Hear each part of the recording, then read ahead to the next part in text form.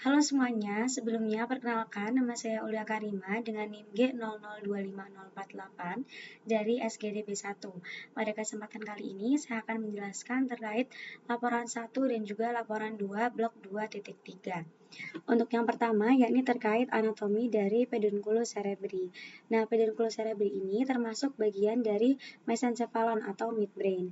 Di sini dia terbagi menjadi dua, ada crus cerebri dan juga ada bagian tegmentum mesencephali. Dan juga di bagian tengah sini ada yang namanya substantia nigra, yang mana artinya itu warnanya sedikit lebih hitam. Nah, di sini dia terbagi menjadi dua, ada yang pars reticularis dan juga ada yang bagian pars compacta.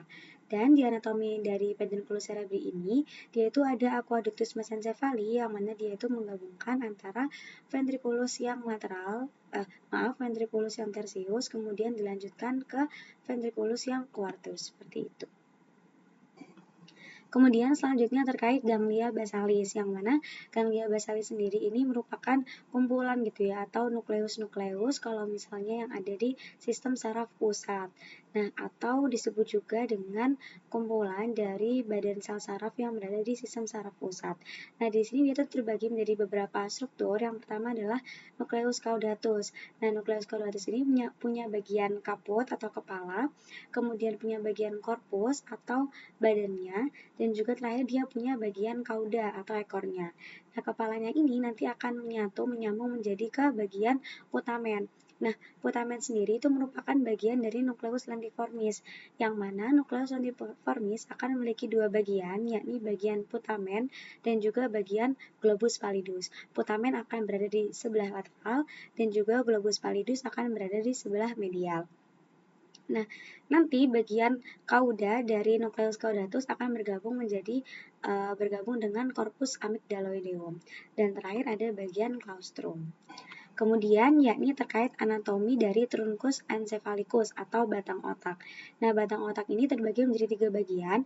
Bagian yang pertama adalah midbrain atau mesencephalon, yang mana dia ini tadi sudah terbahas. Ada pedunculus cerebri, kemudian ada aqueductus, dan juga ada bagian tectum mesencephali.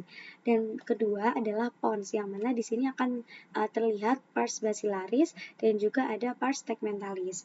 Dan terakhir adalah medulla oblongata yang nantinya akan berlanjut menjadi sistem saraf pusat yang bagian medulla spinalis. Nah, untuk laporan yang kedua, yakni yang pertama terkait sirkulus dari arteriosus willisi. Sebenarnya, sirkulus ini itu merupakan aliran atau vaskularisasi otak bagian dalam yang dia ini berada di bagian bawah otak. Dia ini akan berasal dari dua arteri besar, yaitu arteri carotis interna pada bagian anterior dan juga arteri vertebralis pada bagian posterior. Nah, pada bagian posterior ini, arteri vertebralis kan ada dua. Dia akan menyambung menjadi arteri basilaris. Nah, arteri basilaris ini nanti akan membuat atau bercabang menjadi arteri yang posterior cerebral arteri. Kemudian dia ini dari yang arteri internal carotis interna, dia itu akan menjadi arteri yang anterior seperti itu ya, anterior cerebral arteri.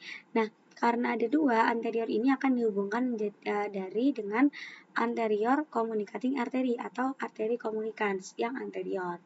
Nah, dari sini dia itu juga tadi kan ada yang bagian posterior cerebral artery. Nah, di sini dia akan digabungkan dengan bagian dari internal carotis itu dengan posterior communicating artery atau arteri communicans yang posterior. Nah, nanti yang untuk yang arteri cerebral medial itu akan bercabang dari internal carotis seperti itu. Jadi di sini ada yang bagian posterior, arteri cerebral posterior, cerebral media, dan juga cerebral anterior. Kedua cerebral anterior digabungkan dengan arteri communicans, kemudian nanti yang bagian sini ada arteri yang bagian posterior communicating atau communicans posterior. Kemudian terkait anatomi dari truncus encephalicus. Nah, di sini tadi juga sudah kita bahas, yakni ada midbrain, pons, dan juga medulla oblongata. Langsung saja kita bahas satu persatu. Yang pertama yakni terkait mesencephalon atau midbrain. Tadi sudah kita bahas juga bahwa dia punya bagian pedunculus cerebri, yang mana ada bagian crus cerebri, kemudian ada bagian tegmentum mesencephaly. Kemudian dia juga punya bagian aqueductus mesencephaly, dan juga ada sebelum itu ada substantia nigra yang mana ada pars reticularis dan juga pars compacta. Nah, di sini ada yang sewarna merah, yaitu disebut juga dengan nucleus ruber karena di sini dia mengandung banyak besi seperti itu. Nah, di sini juga ada fossa substantia perforata posterior yang akan dilewati oleh nervus. Kemudian kita masuk ke bagian pons yang mana dia ini punya dua pars, yaitu pars basilaris yang mana dia itu bagian anterior, kemudian yang bagian posterior atau disebut juga dengan pars tegmentalis. Nah, pada bagian anterior sini dia itu ada namanya sulcus basilaris. Nah, di sini bagian tengah ada sulcus basilaris, kemudian di sini juga ada bagian sulcus bulbopontinus yang mana dia ini akan dilewati oleh nervus yang akan kita bahas di bagian akhir. Nah, sedangkan pada bagian belakangnya atau pars tegmentalis itu dia akan membentuk sulcus medianus di sini. Kemudian juga ada eminensia atau pertinggian-pertinggian dan juga ada sulcus limitans. Kemudian selanjutnya terkait medula oblongata sebelum menuju ke medula spinalis. Nah, di sini juga terdapat adanya nervus-nervus kranial yang keluar dari bagian medula oblongata. Nah, di sini dia juga punya bagian yang piramid dan juga bagian olive. Dia ini ada penonjolan seperti itu karena adanya nukleus olivarius dan juga adanya tractus pyramidalis. Nanti di sini juga ada decussatio dari pyramidalis. Nah, di sini untuk nervus cranialis yang keluar dari pons sendiri ada 4.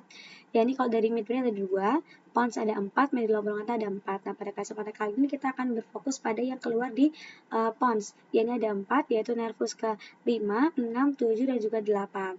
Nervus ke-5 atau nervus trigeminus akan keluar pada brachium pontis. Nah, di sini trigeminus itu nanti akan terbagi menjadi 3 cabang. Ada cabang pertama ophthalmicus, cabang kedua ada maxillaris, dan juga cabang terakhir adalah mandibularis. Dan di sini dia akan minervasi bagian wajah kita seperti itu ya. Jadi ketika kita ada sakit-sakit gigi seperti itu, nah itu tuh dia dari nervus trigeminus. Kemudian untuk yang keenam adalah abdusen. Nah, di sini dia akan berfungsi sebagai penggerak dari otot mata kita ya, yaitu otot rectus lateralis seperti itu. Itu yang nervus abdusen atau nervus ke-6. Kemudian terakhir adalah nervus 7 dan juga 8.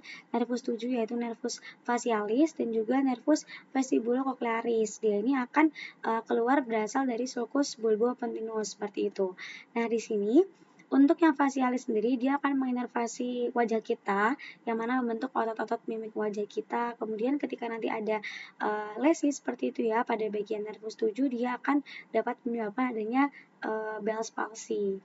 Kemudian untuk yang nervus 8, vestibulocochlearis, ini dia akan berfungsi untuk vestibulo keseimbangan dan juga cochlearis atau pendengaran. Nah, di sini dia akan berfungsi untuk bagian auditori dan juga bagian keseimbangan. Mungkin cukup sekian yang dapat saya sampaikan. Kurang lebihnya mohon maaf dan terima kasih.